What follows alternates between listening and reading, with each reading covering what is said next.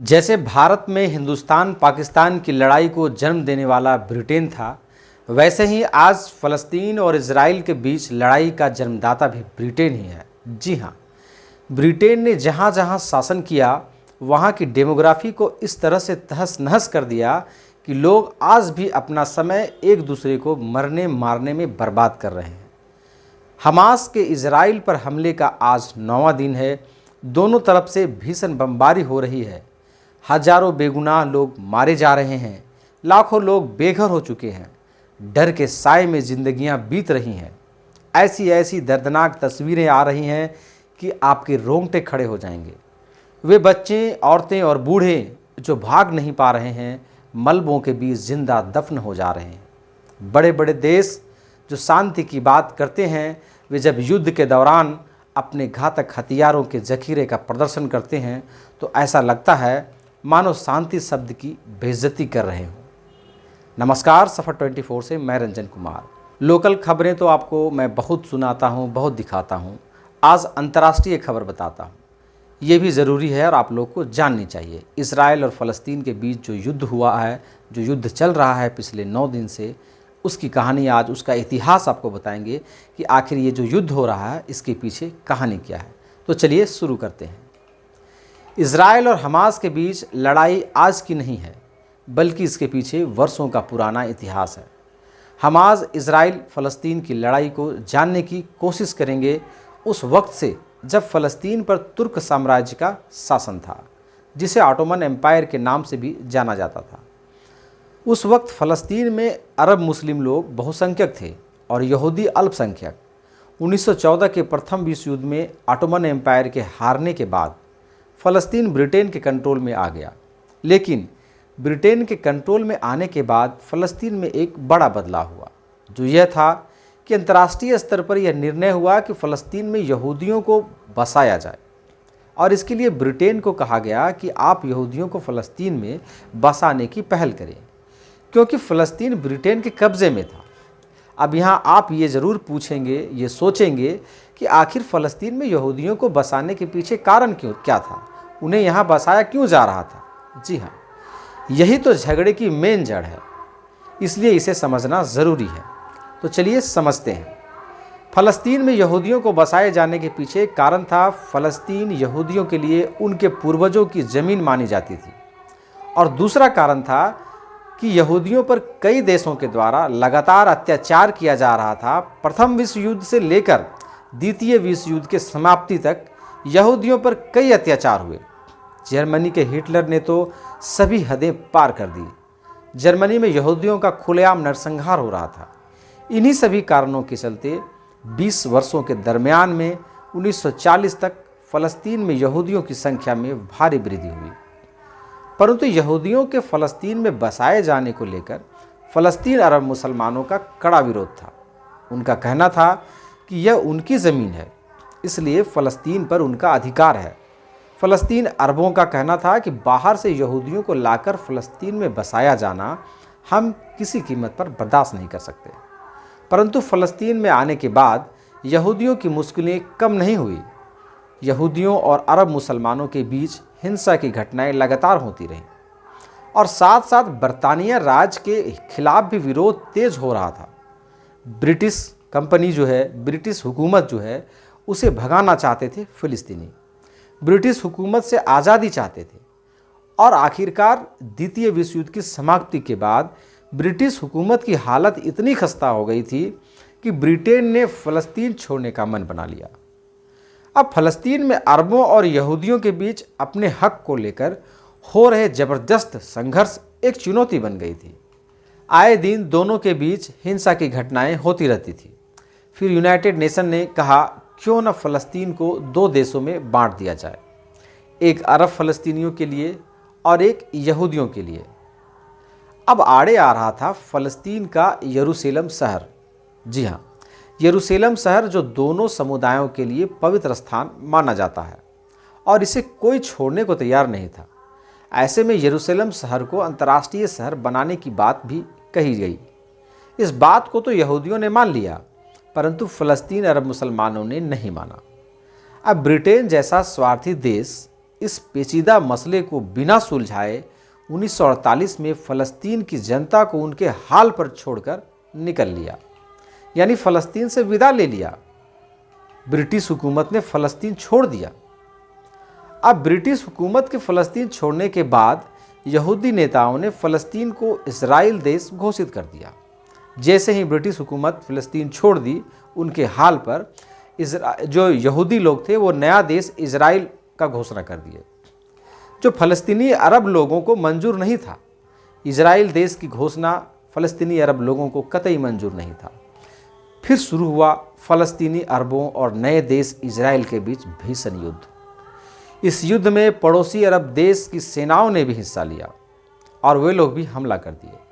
हजारों हजार लोग मारे गए और लाखों लोगों ने अपना सब कुछ छोड़कर अपनी जान बचाने के लिए पड़ोसी देशों में शरण ले लिया। परंतु लड़ाई समाप्त होने तक नए देश इजराइल ने ज़्यादातर हिस्सों पर कब्जा कर लिया था।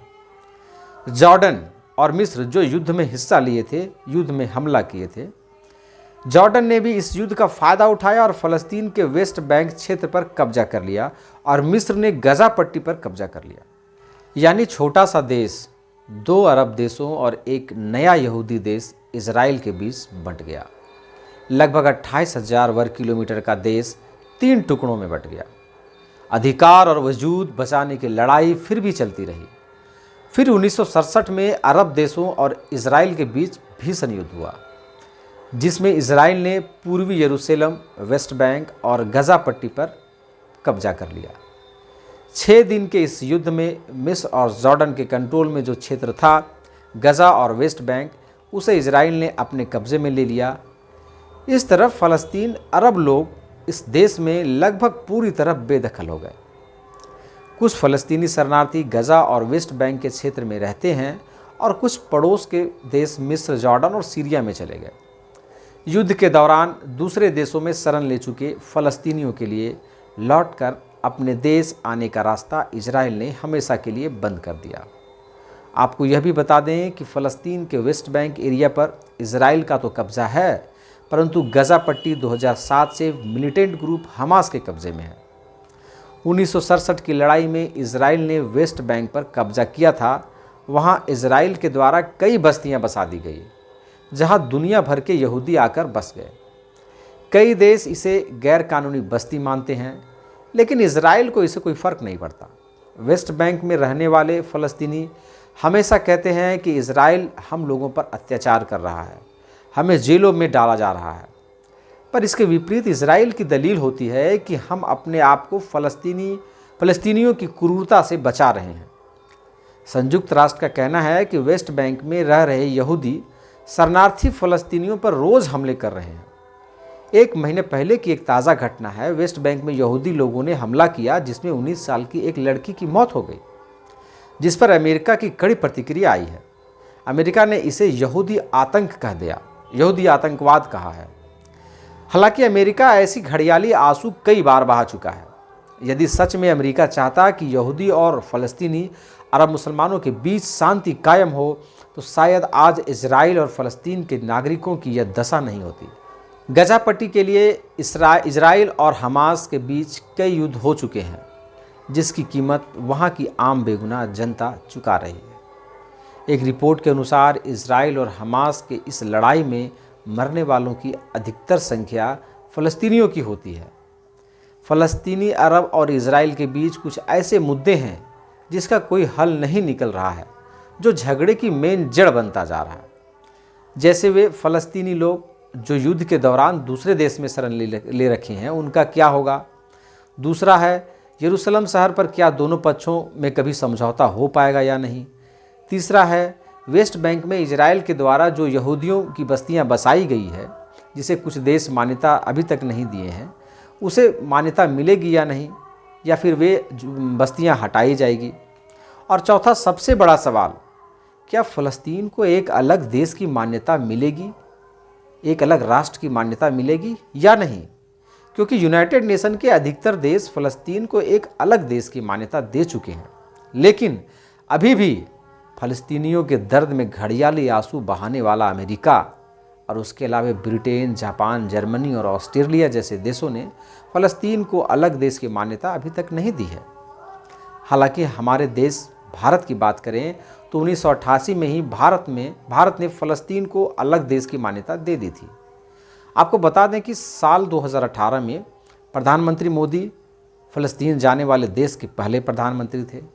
2021 में भी यूनाइटेड नेशन सिक्योरिटी काउंसिल में भारत ने कहा था कि वह फ़लस्तीनियों के साथ मजबूती से खड़ा है।